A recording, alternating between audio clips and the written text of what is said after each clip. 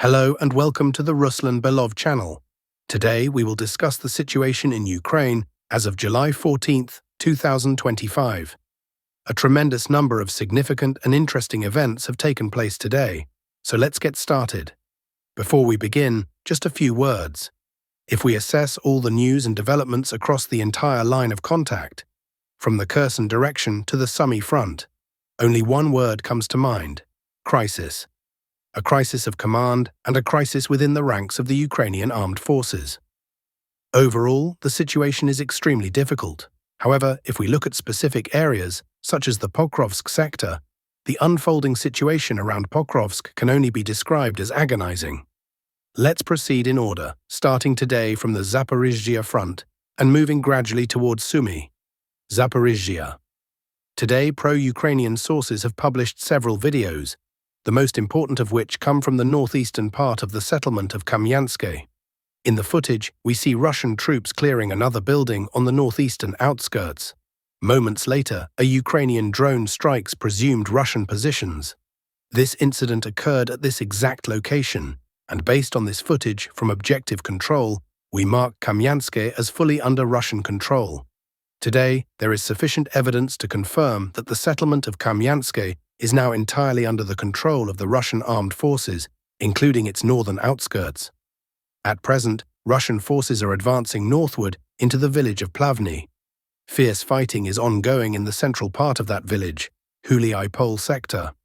Today we receive some of the most important and interesting footage from here. Hulipole falls within the area of responsibility of the Vostok East military group.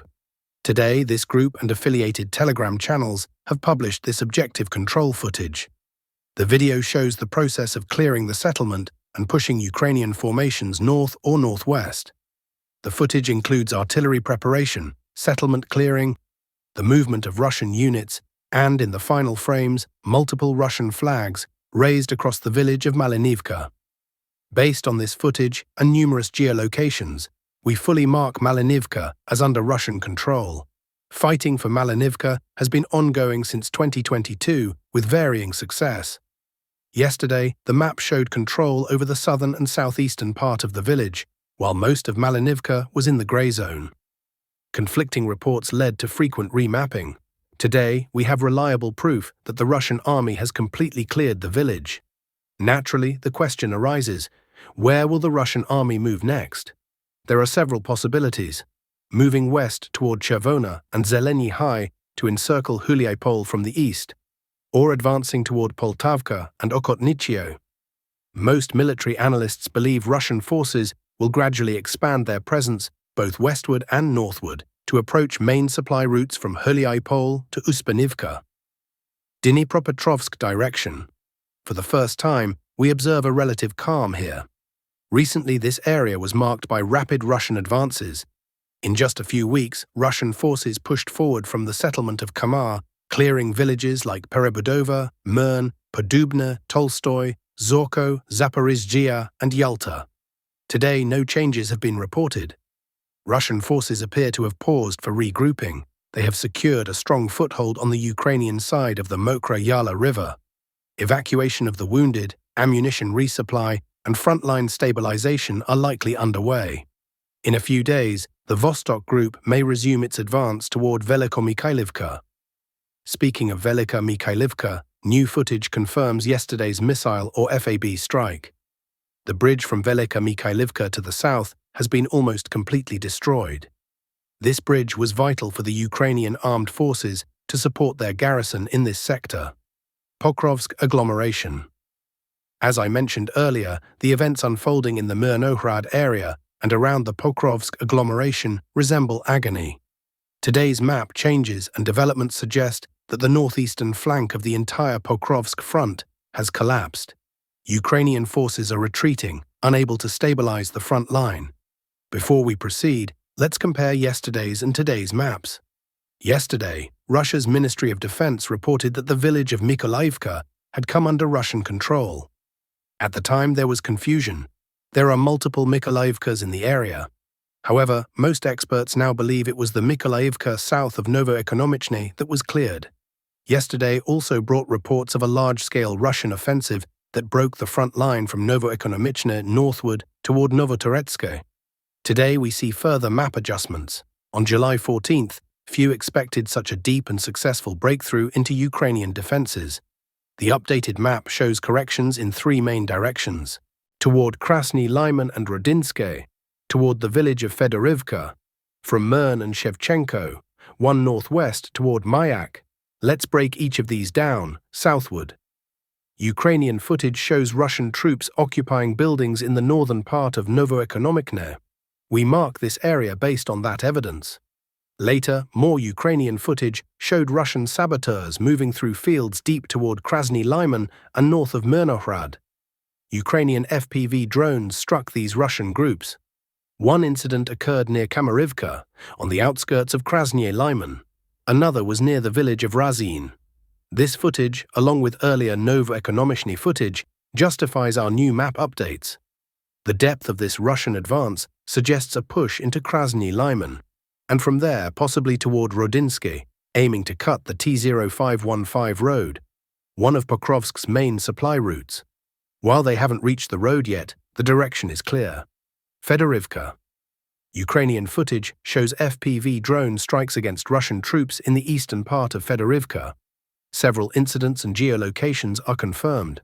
One FPV strike hit Russian positions near a large strongpoint. We update the map accordingly. Boykivka. Reports of fighting near Boykivka came only from pro-Ukrainian mapping services, but we include a provisional update. According to those maps, battles are ongoing for a network of strongpoints south of Boykivka. Mayak. This is the most significant update. No footage confirms control of the village, but Russia's Ministry of Defense has reported that the center group took full control of Mayak after fierce fighting. We mark the map based on this report. From this situation, we can draw several conclusions. This offensive has been ongoing for several days. In the early phase, Russian forces broke through the only line of defense north of Novoekonomichne, encountering little resistance. Russian troops will undoubtedly continue advancing west. Their primary goal is to secure full control over Rodinske, Belitska, and Dobropilya. Securing these settlements would allow them to encircle the Pokrovsk agglomeration without fighting within the city itself. Currently, Russian forces already exert fire control over key areas. For example, we now have footage from the Rodinska area confirming this presence. In these visuals, we can observe FPV drone strikes targeting the main supply route running from the north toward the Pokrovsk agglomeration. This indicates that, to some extent, the Russian side already controls the main supply arteries. The closer Russian forces get to them, the worse the situation will become for the Ukrainian armed forces units within the Pokrovsk agglomeration. Moreover, it's not guaranteed that Ukrainian units stationed in the Pokrovsk area will hold their ground to the end. There is a very high likelihood that, following the fall of Rodinske, a mass retreat will begin, possibly even without formal orders from command.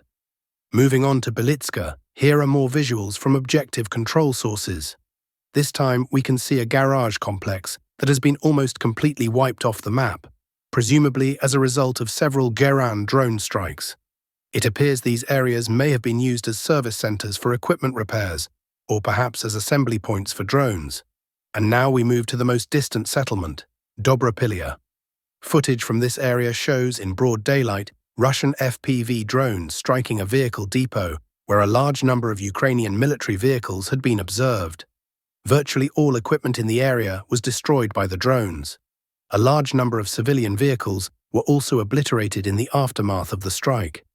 Take note of how far this settlement is and how Russian forces were able to wipe out an entire parking lot of vehicles without facing much resistance or obstacles. The offensive in this direction continues. We expect new footage tomorrow. Currently, the Ukrainian side is trying everything it can to stabilize the front line. A large number of units are being redeployed to the north of Myrnohrad and also toward Novoekonomichne. The key strongpoints in this area are, naturally, the Komsomolska and Krasnolimanska mines. The entire Ukrainian defense around Rodinske, Myrnohrad, and Novoekonomichne is essentially built on these two mines. Should even one of them be lost, the entire Ukrainian defense in this sector will collapse. This is, in fact, the second line of defense. The first, as we discussed moments ago, was taken with virtually no resistance. Now we move on to the Konstantinovka sector of the front, where, in unison with the Pokrovsk direction, an advance has begun toward Konstantinovka as well. Sources report that the Russian army has approached the settlement of Stepanivka, located along the H-32 highway, but still under Ukrainian control. It appears that Russian forces, possibly after completing the mop-up of Yablunivka, will attempt to breach Ukrainian defenses towards Stepanivka and secure a foothold in the village. This would effectively break Ukrainian defenses in that area and potentially open the way for further advances toward the southwestern part of Konstantinovka. Overall, it is evident that the Ukrainian side is struggling to maintain a defensive operation in this direction. Furthermore, today brought footage and information suggesting that Russian forces have almost completely cleared the southeastern pocket of the Klebenbeek Reservoir. Some pro-Russian cartographers have already marked areas near Novospaska and Shcherbinivka as taken. It seems that in the coming days, the pocket south of Klebenbeek and Katerinivka will also come under full control of the Russian armed forces, forcing the Ukrainian side to retreat further north. For now, fierce battles are ongoing as the Russian side tightens the noose. Reports are coming in about further Russian advances in the pocket around Alexander Shultin and Bilahora. Russian forces are deploying heavy equipment here. In the footage, we can observe the latest version of what appears to be the Mangala tank, or the so-called turtle tank, heavily reinforced and protected by the latest battlefield innovations. Ukrainian sources report that it took 60 drones to try and stop this vehicle. 60 FPV drones were deployed in an attempt to disable the tank, which kept advancing, seemingly unaffected by Ukrainian drone strikes. According to Ukrainian sources, the only reason the tank was eventually stopped was because it ran over a mine. In other words, even 60 drones weren't enough to stop these nearly invulnerable machines. If it hadn't hit the mine, the Russian forces might have reached Alexander Shultin without encountering any resistance from Ukrainian FPV drones. Now we move on to the Kupiansk sector. Today it's relatively quiet here. Active fighting is taking place near the settlement of Lyman. On the Lyman axis, minor adjustments have been reported by pro-Ukrainian sources. Overall, the situation here is difficult and tense, but it is fundamentally different from what's currently unfolding around Pokrovsk, Konstantinovka, and Zaporizhia. Yes, combat operations are ongoing, but it appears the area is going through a kind of operational pause. However, it's worth remembering that even on the Kupiansk axis, the Russian army is steadily advancing. For some reason, though, Russian command has been extremely reluctant to release any objective control footage, let alone videos showing Russian troops with flags. As a result, this offensive could actually be more aggressive and fast-paced than the one in Pokrovsk, just without any public documentation. In the northeastern part of Kharkiv region, combat also continues. Russian units are slowly advancing near the area of Katneva, attempting to expand their control zone and link up with the bridgehead along the Oskil River. Let's now turn to the Sumy axis, where for the first time in a long while, we're starting to see some noteworthy adjustments. We begin with the settlement of Yanakivka.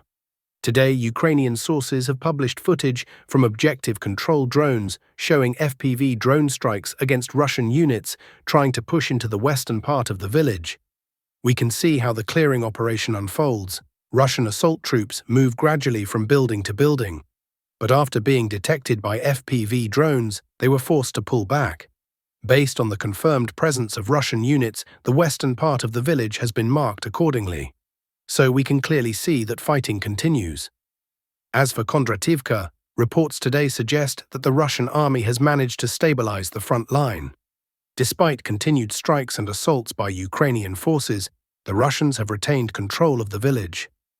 Furthermore, some sources claim that Russia has deployed additional reinforcements to the Kondrativka area, which should help further stabilize the situation, at least for now. In terms of footage, Russian units are conducting fire strikes on concentrations of Ukrainian forces. Strikes are reported in the northern and northwestern outskirts of Kondrativka, targeting personnel concentrations along the tree lines. Heavy resistance and intense fighting continue, but overall, the Ukrainian offensive in this area has been halted. In general, the situation remains extremely difficult. And that's all for now, dear friends. Thank you for watching. Don't forget to subscribe to the channel, leave a like, and all the best to you.